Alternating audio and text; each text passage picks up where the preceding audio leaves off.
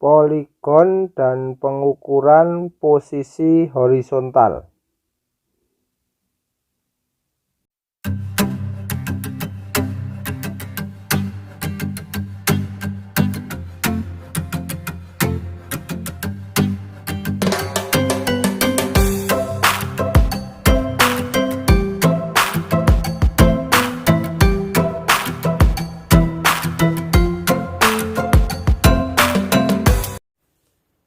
Assalamualaikum warahmatullahi wabarakatuh. Bertemu lagi dengan Pak B. Kali ini Pak B akan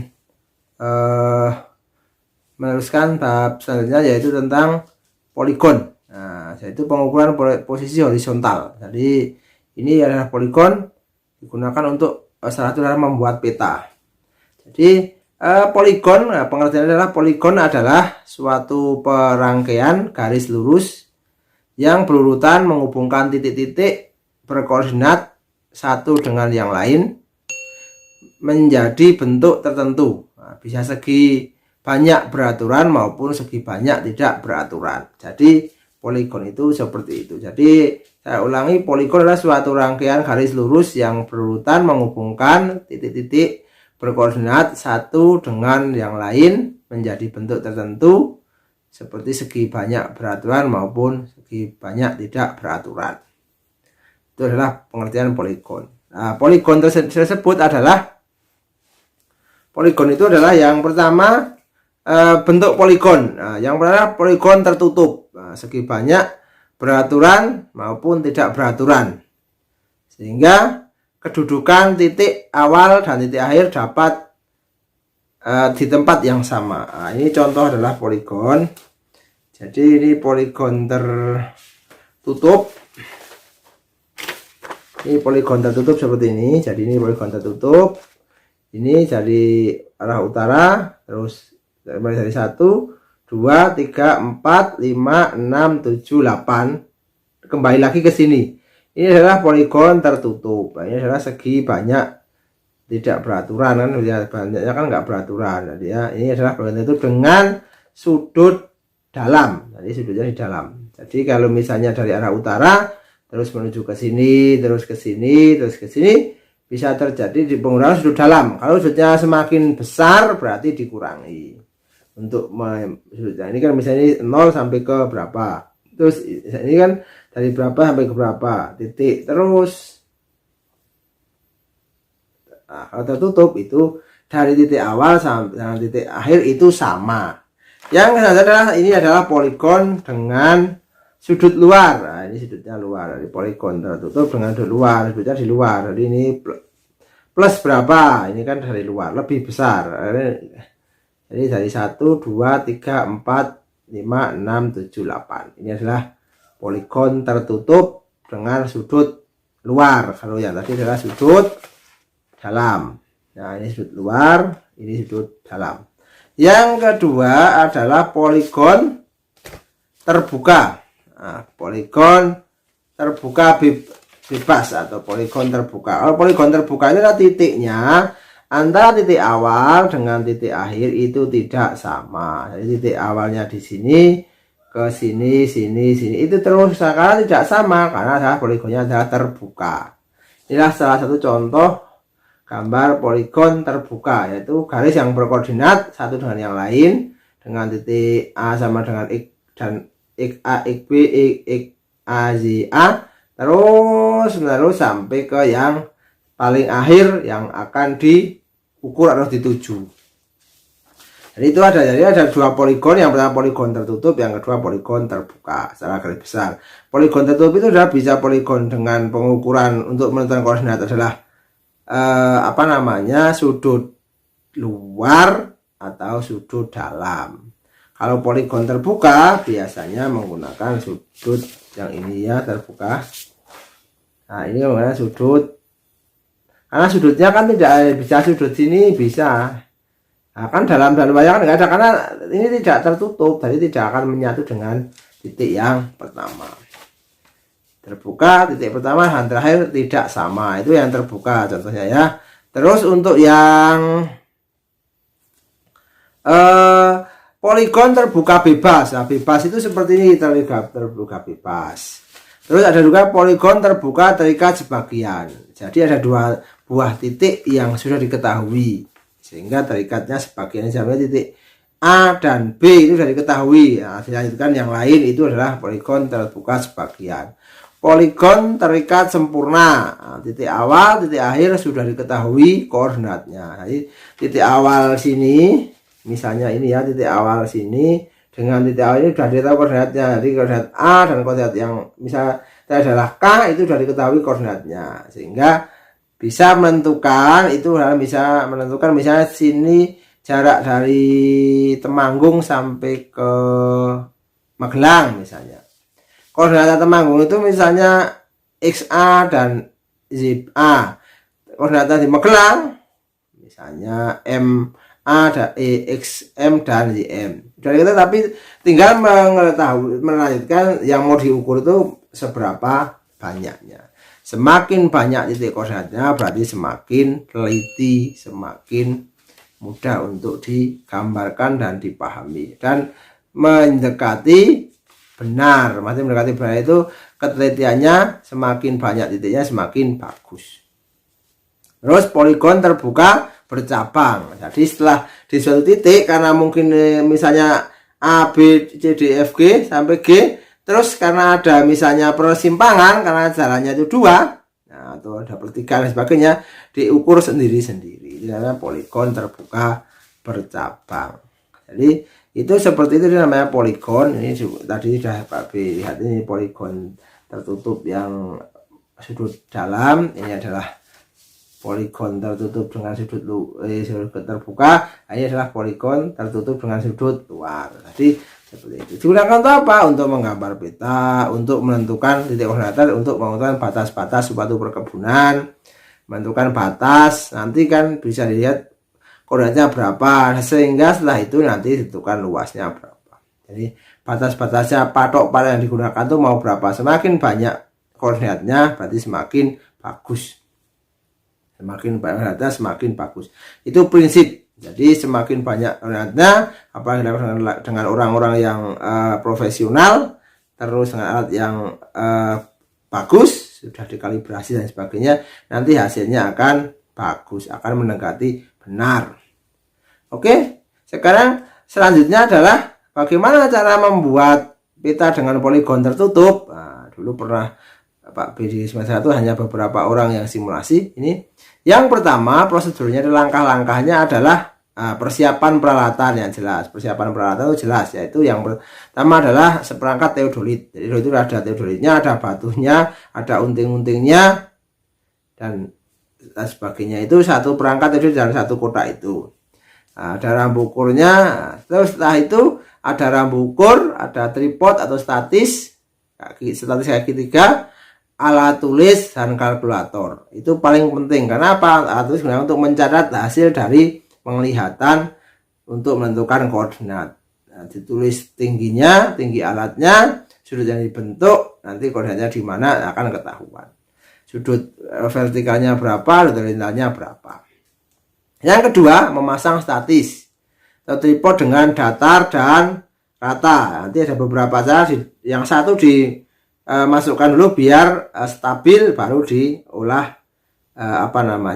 untuk merata-ratakan air itu. Kalau yang sudah levelnya sudah terbiasa, sudah dilihat dengan mata itu nanti baru diputar dengan sedikit sudah rata-rata air atau sudah datar.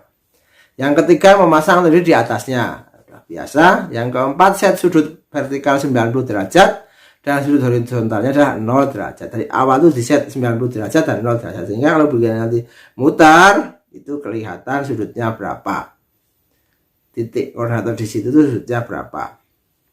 Nanti bisa digunakan 2 kali, yaitu sudut penglihatan atau pengukuran muka dan pengikatan ke belakang nanti selanjutnya. Oke, yang keempat adalah sudut pasang. Yang kelima, pasang patok. Ini Pak B coba contohkan 7 patok untuk latihan mengukur.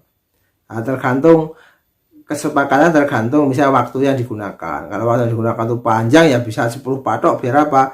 10 sampai 15 patok misalnya. Karena luas ya, biar apa? Biar semakin teliti, semakin kelihatan bahwa hasilnya akan semakin mendekati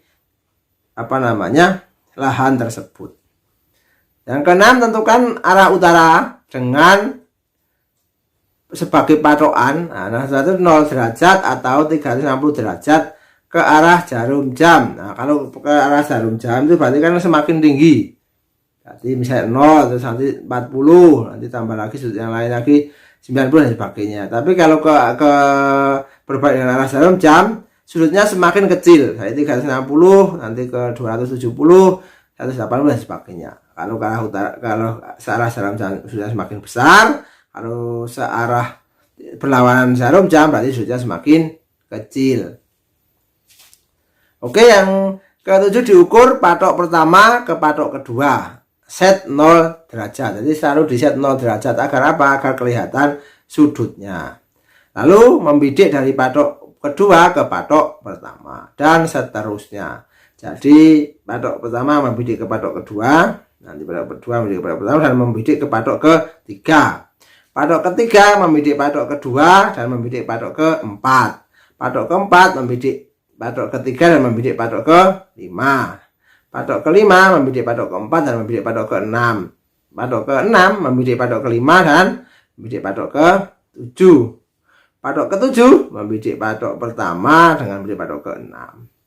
Setelah itu jadi satu lingkaran poligon tertutup. Nah, nanti bisa jadi misalnya contohnya misalnya seperti ini, kan poligon tertutup dari sini patok pertama ini membidik ke sini.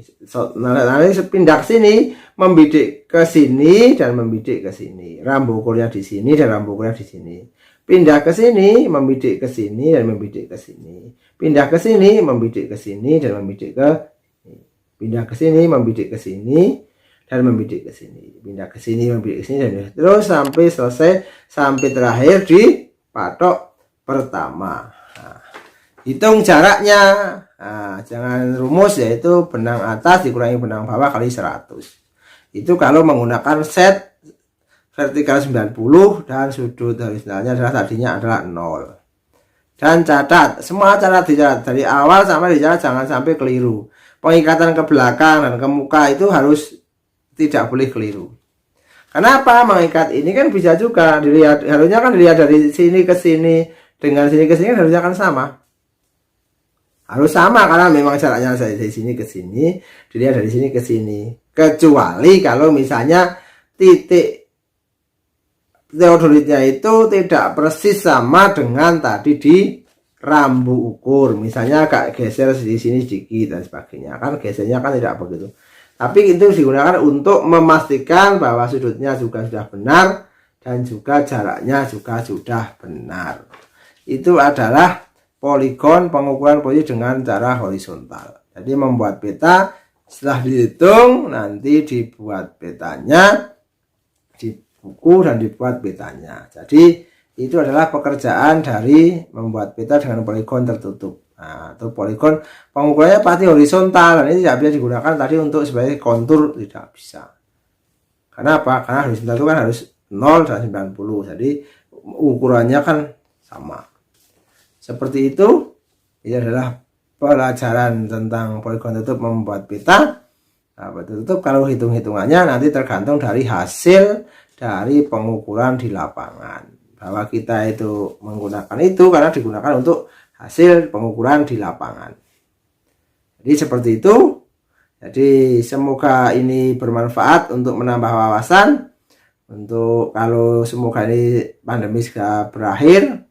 Nah, terus bisa praktek. Kalau praktek sudah menggunakan data gampang. Datanya misalnya datanya ini berapa, datanya ini berapa, datanya ini berapa, datanya ini berapa, datanya ini berapa. Terus sampai selesai nanti ketahuan koordinat titik A itu berapa, koordinat titik B itu berapa, titik C itu berapa dan selanjutnya. Seperti itu nanti gambarnya itu digambar di kertas seperti ini. Ini sudah contohnya gambar. Nah, kertas seperti ini digunakan untuk misalnya lah salah satu contoh untuk digambar di ini adalah contoh kesalahan dalam pengukuran sehingga tidak gabung. Nah, ini karena apa? Karena koordinat titik pertama dengan yang terakhir tidak sama, harusnya kan sama karena poligon tertutup itu titik pertama dengan titik terakhir itu harus sama. Kalau ini contoh misalnya yang ini. Kalau ini contoh dari pekerjaan. Nah, misalnya ini kan kalau ini nah ini ya. Ini kan titik pertama sampai titik terakhir kan tertutup betul karena sehingga apa? Ini pengukurannya adalah yang dianggap betul sebagai sebuah poligon tertutup. Jadi titik pertama dengan titik terakhir itu sama atau di satu tempat tertentu. Ditandai dengan apa? Ditandai dengan batu kecil atau apa, batang, ranting batang dan sebagainya. Tergantung di tempat itu, atau misalnya mengukur di lapangan yang bukan tanah ya dikasih misalnya coretan, spidol dan sebagainya. Sehingga apa? Sehingga bisa ini jadi poligon tertutup sempurna. Tidak seperti kalau ini kan tidak ada ini nih. Ini kan jadi kurang sempurna karena titiknya tidak sampai ke titik yang terakhir. Seperti itu adalah poligon tertutup digunakan. Baru nanti baru dihitung misalnya luasnya berapa, panjangnya kan jelas tadi sudah dihitung. Panjangnya kan sudah jelas ya. Ini jelas membuat peta kebun. Mungkin kan titiknya tidak hanya 8, mungkin kalau segitiga banyak tidak beraturan kan bisa ratusan titik untuk menentukan batas-batasnya itu secara detail, rinci dan terukur dengan benar. Kenapa? Karena ini kan pakai seperti ini ya. Itu kan pakai apa? Pakai skala. Jadi selisih 1 cm saja. Berarti kalau skalanya misalnya 110.000 misalnya ya, itu udah berapa meter saja yang tidak bisa diukur di sini. Semoga bermanfaat. Jangan lupa tugasnya ada di bagian akhir video ini, dikerjakan. Karena ini waktunya adalah setiap minggu begitu ya, jangan menumpuk-numpuk pekerjaan, dikerjakan dengan baik karena meringkas dan sebagainya, dan sambil belajar. Tetap semangat, tetap jaga kesehatan, semoga sukses. See you next time. Assalamualaikum warahmatullahi wabarakatuh.